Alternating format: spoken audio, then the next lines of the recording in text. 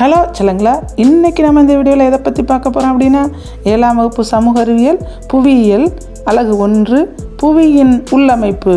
அதுக்குள்ளே 2 முக்கியமான தலைப்பு: புவியின் உள்ளமைப்பு, புவியின் நகர்வுகள். ஹலோ மாணவ கண்மணிகளே,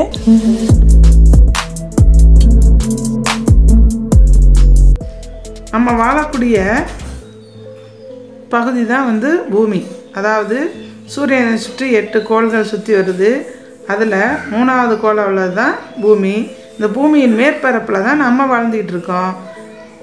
பூமியின் மேற்பரப்பில் மலைகள், பீடபூமிகள், குன்றுகள், மலைகள், சமவெளிகள், கடல், ஆறு, இது போன்ற பல்வேறு வகையான நிலத்தோற்றங்கள் இருக்குது. இதை பற்றி நீங்கள் 6th ஏற்கனவே படிச்சிட்டிங்க.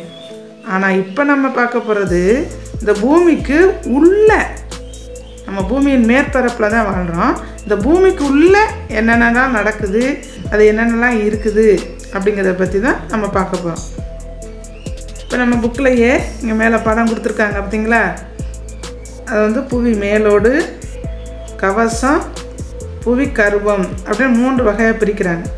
இந்த புவியின் உள்ளமைப்பினை ஒரு ஆப்பிள் பழத்தோடு சொல்கிறாங்க. ஆனால் நான் உங்களுக்கு எளிமையாக புரியுறதுங்கிறதுக்காக நம்ம கண்ணுக்கு ஒப்பிட்டு நான் சொல்கிறேன். இந்த புவியின் மேலோடு வெள்ளை கருன்னு சொல்கிறோம்ல, வெளியே இருக்கிற பகுதி, உள்ளே இருக்கிறது கருவிழி. அதுக்கு உள்ள கண்மணின்னு ஒன்று கருப்பாக இருக்கும், சின்னதாக பொடுசாக. அதை நான் புவி கருவத்துக்கு ஒப்பிட்டு சொல்கிறேன். வாங்க இப்போ பார்க்கலாம் ஒன்றொன்றை பற்றியும். புவி மேலோடு, கவசம், புவி கருவம். இந்த புவி மேலோடு அப்படிங்கிறத க்ரஸ்ட் அப்படின்னு சொல்கிறாங்க. புவியின் வெளிப்புற அடுக்கு மேலோடு ஆகும். இதன் சராசரி பருமன் 5 முதல் 30 கிலோமீட்டர் வரை இருக்குது அப்படின்னு சொல்கிறாங்க. இதனுடைய பருமன் கண்ட பகுதிகள்னால் தரையாக இருக்க பகுதிகளில் 35 கிலோமீட்டர் ஆகவும், கடற்தலங்களில் 5 கிலோமீட்டர்களாகவும் உள்ளது அப்படின்னு சொல்கிறாங்க. கண்டத்தின் மேலோடு அதிக பருமனாக இருந்தாலும் கண்ட பகுதிகளின் அடர்த்தி கடல் மேலோட்டின் அடர்த்தியை விட குறைந்தே காணப்படுது அப்படின்னு சொல்கிறாங்க. ஏனெனில் கடல் மேலோடுகள் லகுவான மற்றும் அடர்ந்த பாறைகளின் கலவை அப்படின்னு சொல்கிறாங்க. பெரும்பாலும் கடல் மேற்பரப்பானது பசால்ட் பாறைகளால் ஆனது. புவி மேலோடு 2 பிரத்யேக பிரிவுகளை கொண்டிருக்குன்னு சொல்கிறாங்க. புவி மேலோடுனா நான் கண்ணுக்கு வெள்ளை இருக்க பகுதின்னு சொன்னேன்ல, அது. கண்டங்களின் மேற்பகுதி கருங்கற்பாறைகளால் ஆனது. இப்பகுதி முக்கிய கனிம கூறுகளான சிலிக்கா மற்றும் அலுமினிய தாதுக்களால் ஆனது. இந்த பகுதியை தான் என்னன்னு சொல்கிறாங்க, சியால் அப்படின்னு சொல்கிறாங்க. இதனுடைய சராசரி அடர்த்தி 2.7 கிராம் பர் சென்டிமீட்டர் கியூப்டு. அடுத்து மேலோட்டின்க்கு அடுத்து கீழே உள்ள பகுதி அடர்ந்த பசால்ட் பாறைகளால் ஆன ஒரு தொடர்ச்சியான பகுதி அப்படின்னு சொல்கிறாங்க. கடல் தரைகளால் ஆன இப்பகுதி சிலிக்கா மற்றும் மெக்னீசியத்தை மூலக்கூறுகளாக கொண்டு அமைந்தது. எனவே இந்த பகுதியை சிமா அப்படின்னு சொல்கிறாங்க. அந்த மேலோடையே சியால், சிமா அப்படின்னு 2 பகுதியாக பிரிக்கிறாங்க. இந்த நம்ம புக்கில் 158ஆம் பக்கத்துலேயே இருக்காங்க பாருங்கள். அந்த மேலோடுனா மேலே உள்ள பகுதி, வெளிக்கவசம், அடுத்து உட்கவசம், வெளிக்கருவம், உட்கருவம். இந்த மேலோடில் தான் சியால், சிமா அப்படின்னு 2 பகுதி இருக்குன்னு சொல்கிறாங்க. அடுத்து வெளிக்கவசத்துலேயே அதுக்கு கீழே உள்ளது உட்கவசம் சொல்கிறாங்க. அந்த வெளிக்கருவம், உட்கருவம் நம்ம இங்கே சொன்னோம்ல, இதை தான் வெளிக்கவசம், உட்கவசம் சொல்கிறாங்க. இது வெளிக்கருவம், உட்கருவம். அது மேலே உள்ளதை வெளி, உள்ளே உள்ளதை உள்கருவம் அப்படின்னு சொல்கிறாங்க. 2வது பகுதி கவசம். இப்போ நம்ம பார்த்தது மேலோடு. இந்த மேலோடில் சியால், சிமா 2 பகுதி இருக்குன்னு சொல்கிறாங்க. அடுத்து கவசத்துக்கு வர்றோம். இந்த கவசத்தில் வெளிக்கவசம், உட்கவசம். புவி மேலோட்டின் கீழடுக்கு கவசம். புவி மேலோட்டின் கீழடுக்கு கவசம். அதாவது என்னன்னு சொன்னேன், நம்ம கண்ணில் கருவிழி. ஏன்னா உங்களுக்கு புரியுறதுக்காக நான் ஒப்பிட்டு சொல்கிறேன். புவி மேலோடும் கவசமும் மோகோரோவிசிக் என்ற எல்லை மூலம் பிரிக்கப்படுகிறது. கவசமானது சுமார் 2900 கிலோமீட்டர் தடிமன் கொண்டதாக காணப்படுது அப்படின்னு சொல்கிறாங்க. அடுத்து புவி கருவம். புவி கருவத்திலேயே 2 பகுதி இருக்குன்னு சொல்கிறாங்க. அது வெளிக்கருவம், உட்கருவம். அதாவது கண்ணின் கருமணி உள்ளே இருக்குன்னு சொல்லோம்ல அந்த இது. புவியின் மையப்பகுதி புவி கருவம் என குறிப்பிடப்படுகிறது. புவி கருவம் பேரிஸ்பியர் என்றும் அழைக்கப்படுகிறது. வெய்சாட் குட்டன்பெர்க் என்ற இடைவெளி புவி கருவத்திற்கும் கவசத்திற்கும் இடையே எல்லையாக அமைகிறது. புவி கருவம் வந்து 2 அடுக்குகள் இருக்குதுன்னு சொல்கிறாங்க. புவி கருவம் வந்து 2 அடுக்குகள் இருக்குது. அதுதான் வெளிக்கருவம், உட்கருவம். இது திரவ நிலையில் உள்ள இரும்பு குழம்பால் ஆனது.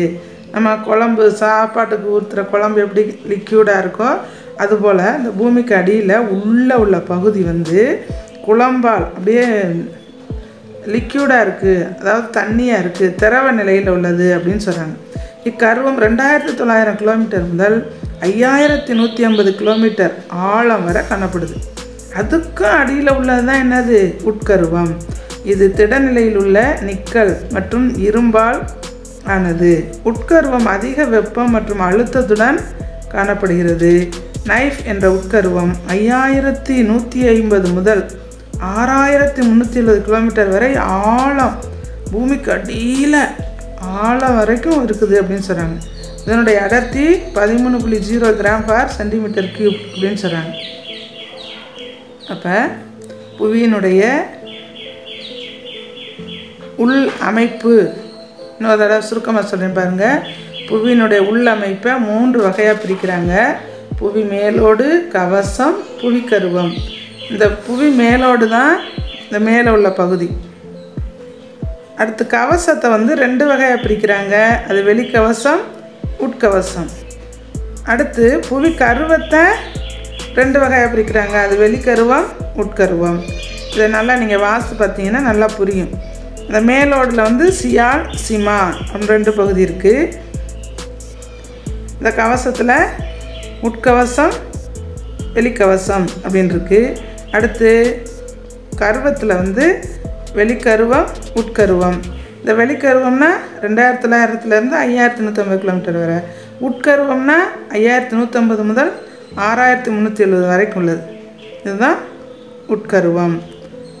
இப்போ புவியினுடைய நகர்வுகள். புவியினுடைய நகர்வுகள் அப்படின்னு சொல்லும்போது பூமிக்கு அடியில் கண்டங்கள் வந்து முதலையெல்லாம் ஒரே இதாக தான் இருந்துச்சு அப்படின்னு 6th நீங்கள் படிச்சிருப்பீங்க. அப்புறம் தான் நகர்வுகள் கீழே பூமிக்கு அடியில் இருக்கிற அந்த கண்ட திட்டுகள் வந்து என்ன செய்யுமா? நகருமா. பூமிக்கு அடியிலெல்லாம் பாருங்கள் நீரோட்டங்கள் இருக்குது, எரிமலைகள், அந்த பாறை குழம்புகள்லாம் உருகி மாக்மாவாக இருக்குது அப்படின்னு சொல்கிறாங்க. அந்த கண்ட திட்டுகளின் நகர்வுகள்லாம் வந்து அதிகமாக இருக்குது.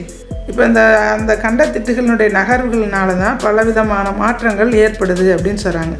இந்த பாறை குளத்தில் ஏற்படும் உடைப்பு புவி தட்டுகளை உருவாக்குகின்றன.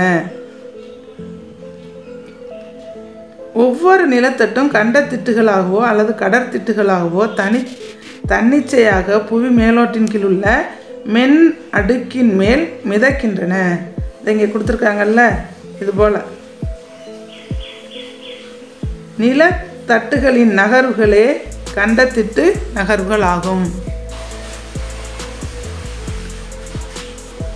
இத்தகைய தட்டுகள் ஒன்றிலிருந்து மற்றொன்று விலகி செல்லும்போது அகன்ற பிளவுகளை புவியின் மேற்பரப்பில் உருவாக்குது.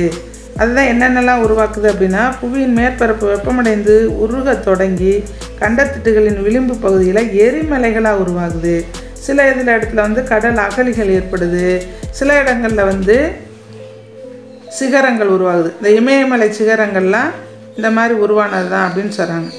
அடுத்து புவி நகர்வுகளை இந்த ஆக்க சக்திகளின் அடிப்படையில் 2ஆக பிரிக்கிறாங்க. இந்த புவியினுடைய நகர்வுகள் சொன்னோம்ல, கீழே பூமிக்கு அடியில் புவி நகர்வுகள் இருக்குது, பாறை குழம்புகளாக இருக்குது, அது நகருதுன்னு சொல்கிறாங்க. அதை 2 வகையாக பிரிக்கிறது அப்படின்னா, புவியின் உள்ளிருந்து வெளிப்படும் ஆற்றலானது அக உந்து சக்திகள் எனவும், புவியின் வெளிப்புறத்திலிருந்து இயங்கும் சக்திகள் புற உந்து சக்திகள். புறம்னா வெளியே, அகம்னா உள்ள. இப்போ 2 இது உருவாகுதுன்னு சொல்கிறாங்க. அக உந்து சக்திகள் விரைவான எதிர்பாராத நகர்வுகளையும், புற உந்து சக்திகள் வேகம் குறைந்த நகர்வுகளையும் ஏற்படுத்துது. அக உந்து சக்திகள் நிலநடுக்கம் மற்றும் எரிமலை வெடிப்பு போன்ற அளவற்ற பேரழிவுகளை புவியின் மேற்பரப்பில் எடுக்குது. இங்கே உள்ள உந்து சக்திகள், அக உந்து சக்திகள் சொன்னோம்ல, இந்த பாறை நகர்வுகள்னால, புவி நகர்வுகள்னால தான் என்னென்ன ஏற்படுதான்? எரிமலை வெடிப்பு, நிலநடுக்கம். ஓகே குட்டீஸ், இது வரைக்கும் இந்த பாடப்பகுதியை நல்லா வாசிங்க. அடுத்த பகுதியை அடுத்த வீடியோவில் பார்க்கலாம். Okay, bye bye. இந்த மாதிரி பல வீடியோஸோட உங்களை சந்திக்க வரேன். அதாவது